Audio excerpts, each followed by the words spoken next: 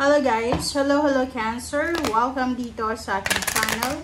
Kapalaran 888, Cancer. Alamin natin kung anong messages, vibration, energy gabay para sa inyong lahat. This is general, bi-weekly reading tayo sa last 2 weeks of October 2025 para sa lahat ng Cancer. So I hope na makuha mo yung energy. Okay, Cancer. False person and wealthy man, number 1348. So, Cancer, mag-iingat ka. This is awareness. This is warning para sa'yo. So, sa linggong ito, if you're dealing with a wealthy man or wealthy woman, mayaman, financially stable, maybe this is your boss, this is someone na marami siyang pera or marami siyang pwedeng may offer sa'yo financially, mag-iingat ka. Okay? You need to be careful, kasi yung mayaman na taong ito ay posibleng meron siyang binabalak. Or kasi minsan 'di ba, masyado kang nagtitiwala sa mga tao because mayaman sila or edukado sila or mataas yung posisyon nila or status nila sa society. But this 2 weeks na to, sinasabi ng baraha, make sure na mag-iingat tayo lalo sa mga taong maraming pera or mag-iingat ka sa mga scam, okay? Pyramid scam. Or mag-iingat ka sa mga financial offers na parang sasabihin sa'yo na in 1 year, mapopromote ka, in one week, makukuha mo yung pera ganyan. So, mag-iingat ka in terms of money. Okay? Basta involve yung pera dito. Like, halimbawa, yung mga offers na easy money tactics. Like, halimbawa na this week, pwede kang mag-invest and next month, makukuha mo na. So, mag-iingat ka. Okay, Cancer.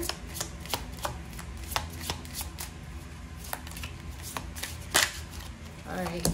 Alignment. Align your energy. Hindi ba align yung energy mo? Kasi parang sinasabi sa'yo dito na merong parang blessings or abundance na umaaligid sa'yo. But there's parang actions para ma-align yung abundance na to sa buhay mo. So, sinasabi ng baraha sa'yo dito na may kailangan i-heal sa sarili mo. It's either emotion or financial na kailangan mong trabahuhin siya. Okay? I don't know kung ano yung mga grudges and resentments mo, but you need to make sure na kailangan mong trabahuhin siya.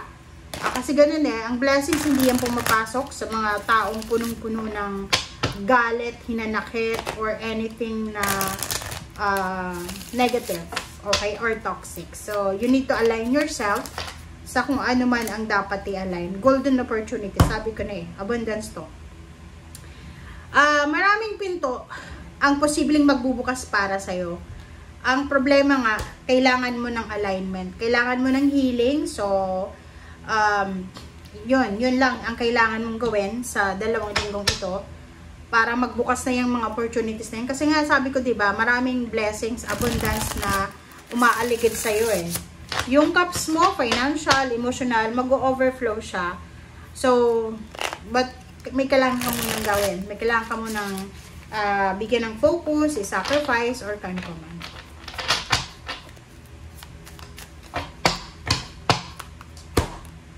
Okay, first 4 cards tayo. 6 of Wands, diba? Victory and success to Cancer.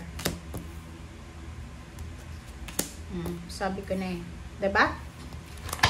Congratulations. Congratulations in advance doon sa mga Cancer. Kasi kung makikita mo dito, yung 6 of Wands, this is victory and success. Parang sinasabi sa'yo ng barahan na meron kang ginagawa sa ngayon na posibleng magdadala sa'yo ng victory and success. You are parang planting fruitful seeds, parang ganon. Halimbawa, nagtatanim ka ng binhi sa isang napaka-fertile na soil. Kumbaga, halimbawa, isa kang college student na malapit ka ng graduate, or maybe nagtitraining ka, nagsiseminar ka, na pwedeng maging rason para tumaas yung posisyon sa trabaho or pwedeng tumaas yung sweldo. So, sinasabi ng barahan na if you are parang marami kang mga grudges and resentments, yun nga, yung energy mo hindi masyadong align, yung vibration mo masyadong low vibration ka. Sinasabi ng barahan na you need to focus sa kung ano yung mas importante sa ngayon. Kasi yung success mo, yung victory and success ay medyo nakaharangan siya ng mga, tingnan mo, sarado yung pinto. And kung makikita mo dito, sinasabi sa'yo dito sa deck na to na important doors are opening for you. Kailangan mong pumasok, kaso sarado dito. Bakit gano'n? So, contradicting siya. Ibig sabihin nga, maraming blessings na umaaligid sa'yo.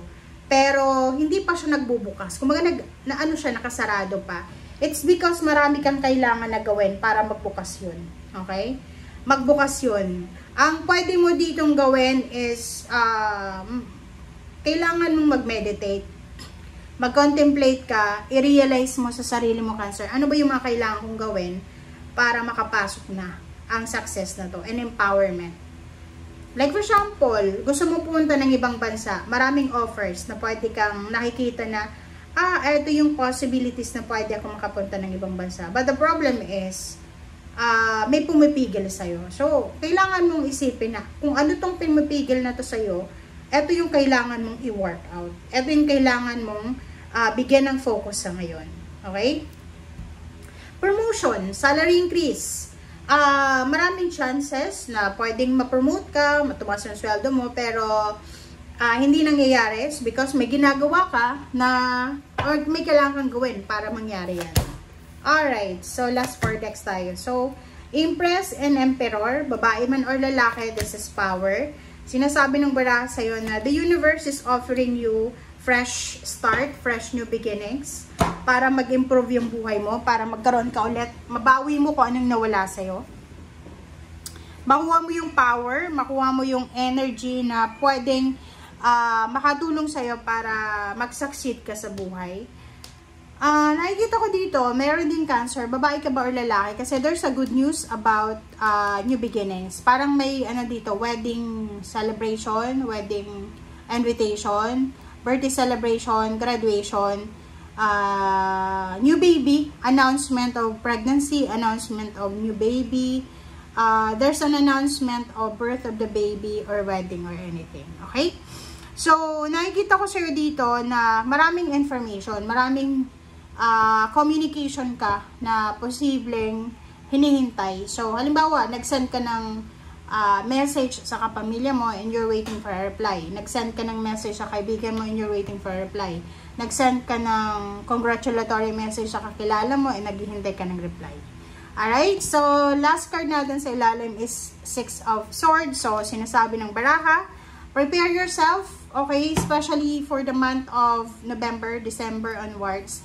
Ihanda mo yung sarili mo kasi may possible na travel na gagawin ka. It's either local or international travel. Relocation, change of work, change of career, change of hearts, parang ganun. So, yun lang. Okay? Thank you guys. Bye!